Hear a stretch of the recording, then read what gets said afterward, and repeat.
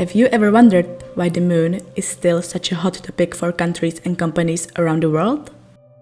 Today, the boundaries of space are being pushed further than ever before. There are many countries, but also private companies, that are working on a space program that could take us to Mars, to the Sun, and even beyond the solar system.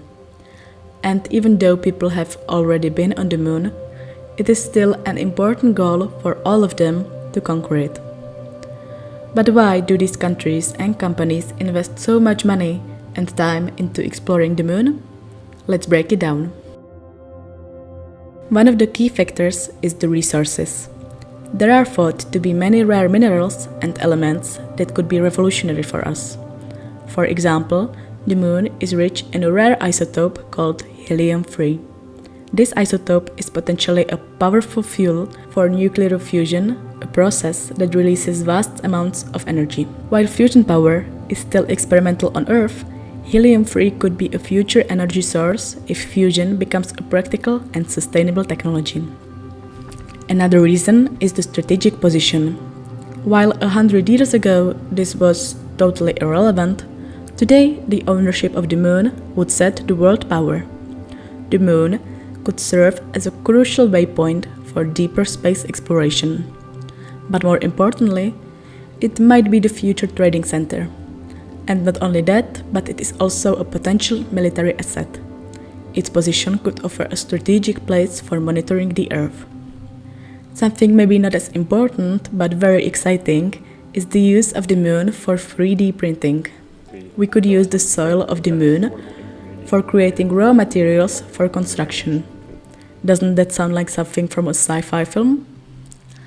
And last but not least, it is a treasure trove of knowledge about the solar system, Earth's history, and even clues about the potential life beyond our planet.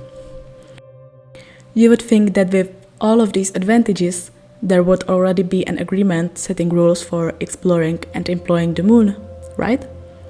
Well, you are correct, partially.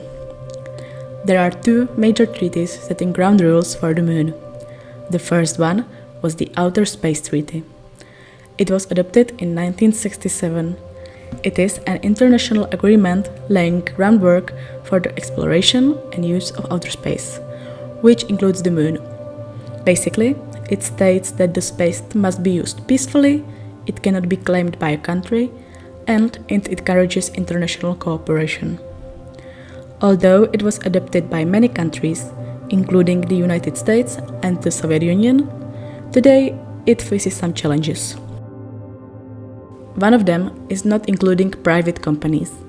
Back in the day, space exploration was only a matter of countries, but today, with companies such as SpaceX and Blue Origin, it needs to be said that these companies cannot claim anything in space, just like countries. Another problem of this treaty is using space as a military asset. Even though the treaty prohibits weapons in space, it does not mention defensive systems, which can have dual-use capabilities. And it could only be a matter of time before someone installs a weapon or a monitoring device, stating that it is only for defense of the Earth.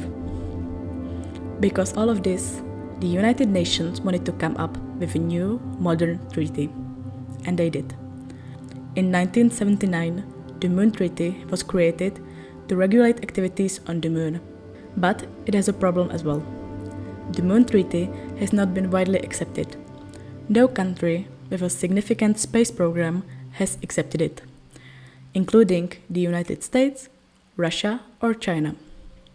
It has been signed by France and India, but signing the treaty does not mean that it has been accepted. So, even though this treaty solves the problems around the moon, in reality it's completely useless. But what now?